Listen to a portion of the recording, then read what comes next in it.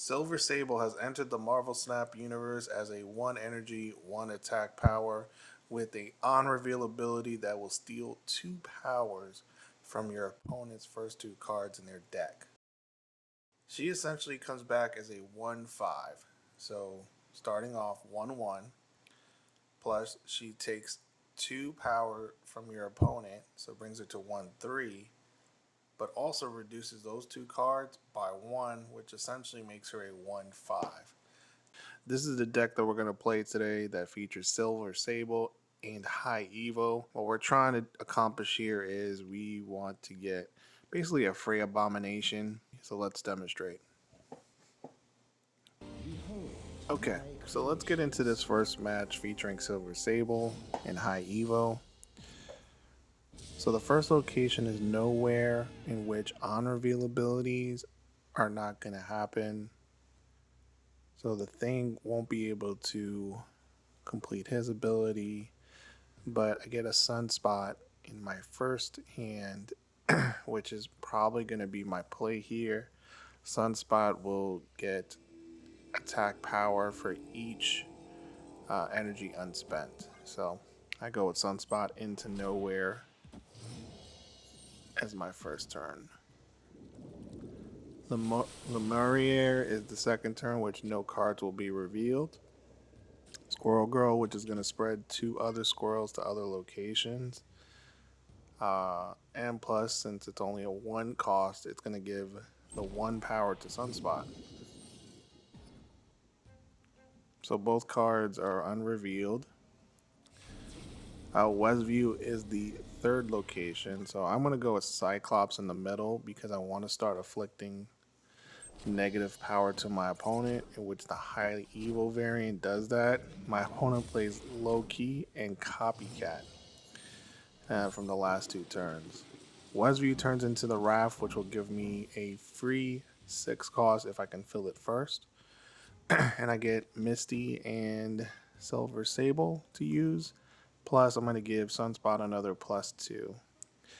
Now, remember, Silver Sable is going to help Abomination because it's going to take 2 powers from the top 2 cards in my opponent's deck, as you can see from the animation.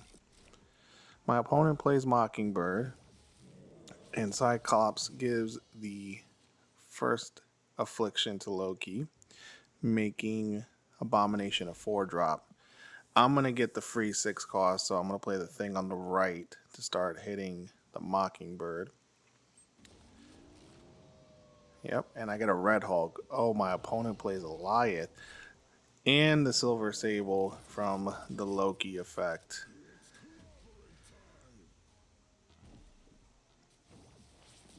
So Misty Knight is High Evo's variant, which if you have unspent energy, she buffs another card after that turn. So glad to see that happening. So I snap because I feel really confident right now. This is where the magic happens. Abomination on the left, Marvel Boy and Red Hulk down the middle.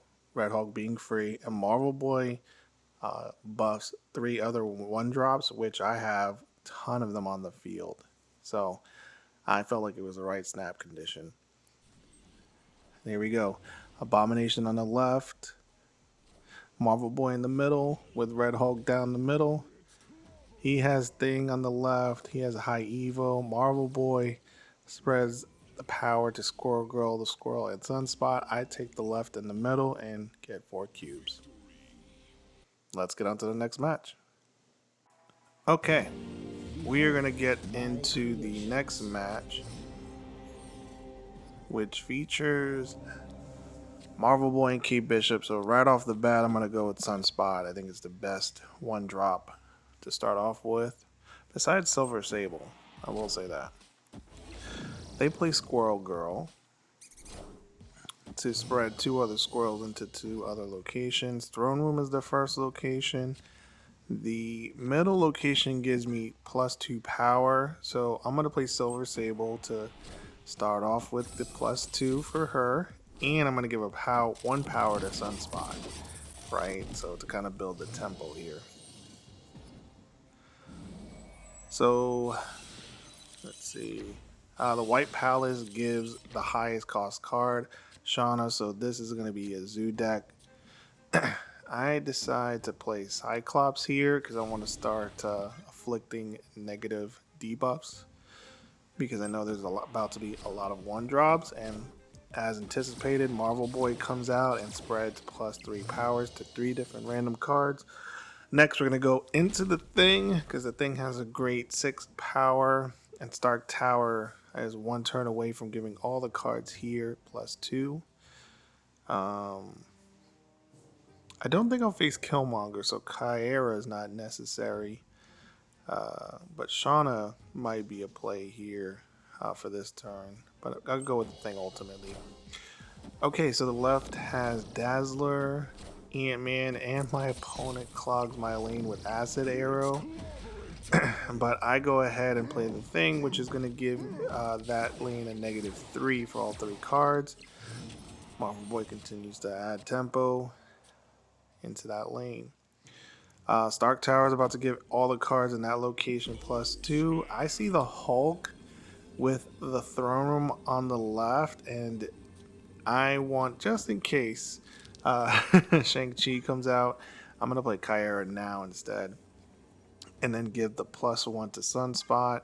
And then Cyclops is going to take out 2 -1 for my opponent. Okay, so my opponent plays Khazar and Pym, which is an ongoing Ant-Man. Gets +3 once the location's filled. Now all my 1-drops and 6-drops are protected, and the Hulk gets a +2 power because we had unspent energy. I snapped last turn because I felt very strong about this combination with the Hulk in the throne room. And that's ultimately what I go for. I don't think they have enough power in the middle. So I just want to go outright, straight dominate the left lane to capture 4 cubes. But let's see if it works. See, I know they also have this Shauna too. So I think that's what my opponent might play because Dazzler, Ant-Man, and the Pym arrow all get buffs for filling up their locations. And as anticipated, Shauna comes out. Rocket to the left. He's going to get buffed +4. But the Hulk just doubles in power due to the throne room. Close one on the left. Titania takes the right for my opponent, but I grab the middle and 4 cubes. Thanks for watching, and I'll see you on the next one. Take care and be good people.